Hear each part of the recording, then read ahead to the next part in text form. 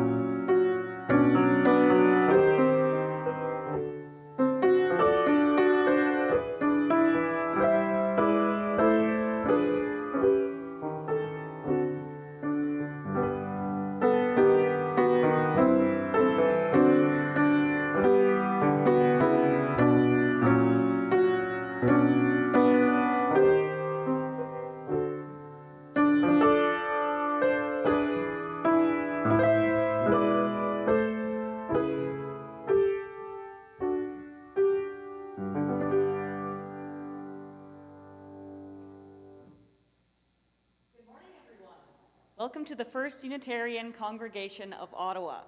This is our first live-streamed service coming to you from our worship hall, and we are so excited to join with you this morning.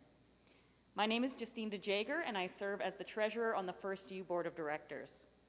Normally, if you would like more information about First U, that would be available at the back of the pews. However, while the First U building is closed because of COVID-19, you may instead contact us through email at welcome@firstunitarianottawa.ca. Following our service at 11:30 a.m., do join us for our virtual hospitality hour. You may find the Zoom link on our website at firstunitarianottawa.ca or in our weekly email newsletter, the EUU. On behalf of the board, we would like to thank all those who participated in the fall congregational meeting last Sunday. We had over 80 people in attendance. At the meeting, the proposed 2021 budget was affirmed and Andrew Drake was elected to the board. And the board would particularly like to thank Douglas McDonald and Sharon Bowen for their service on the nominating committee, and gratitude to Mike Fletcher and Tara Patterson, who were elected as new members. I will also note that the communications coordinator position has now been posted. It is a paid part-time position. So if you know anyone with skills in digital media and marketing, please refer them to the First U website. Whatever your heritage, whatever your faith, whomever you love, and however you identify, today you are part of our spiritual community. We hope you come back soon.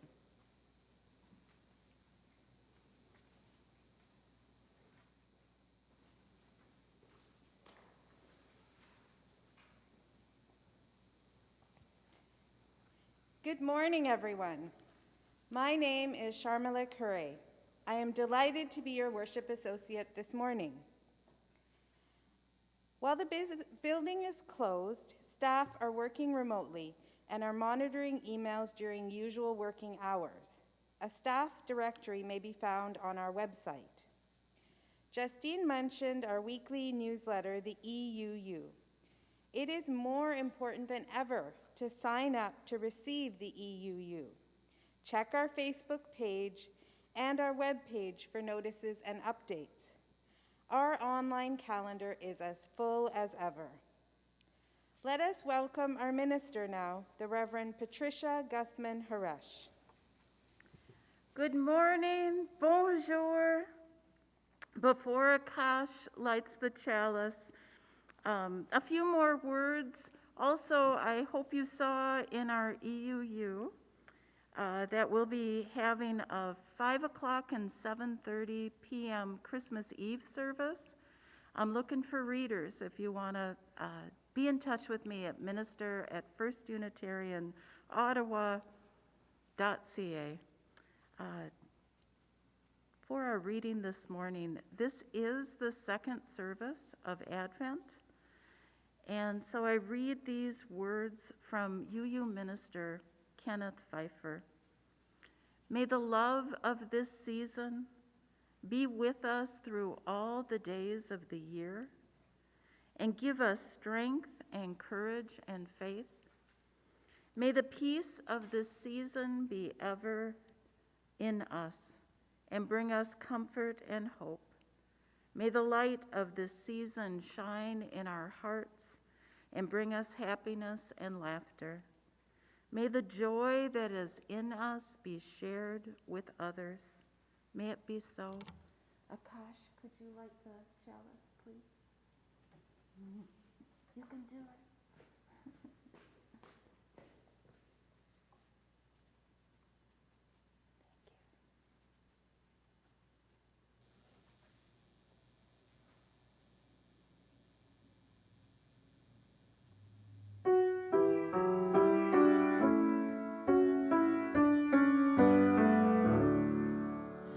Chalice, chalice burning bright, help remind us with your light of how we'd like to live each day with love and truth helping lead the way.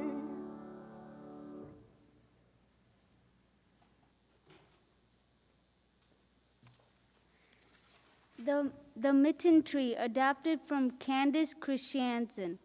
Yesterday, some of us gathered here for our annual tradition of decorating our tree with mittens and gloves, hats and scarves for children and families in need.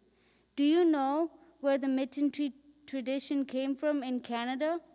Dr. Lota Hitchmanova, we have a bust of her in the back of the worship hall. She started the Unitarian Service Committee in Canada 74 years ago. The mitten trees decorated at Christmas by so many Unitarian congregations go back to Lota, who mobilized volunteers and congregations to collect and bundle winter clothing and other necessities for families in need. We would like to share a mitten tree story this morning, adapted from Candace Christiansen.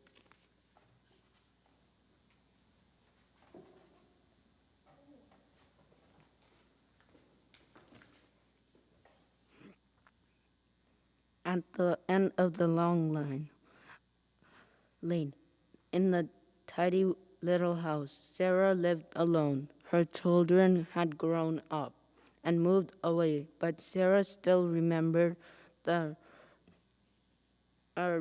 morning when she walked with them to the fairy tree, where they waited for the school bus. Each morning, looked out her window and waited for the new generation of children to arrive.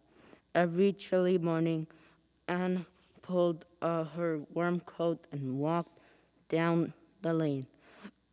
As she walked past the children on her way to the mailbox, she wished they would smile or wave, but they never did.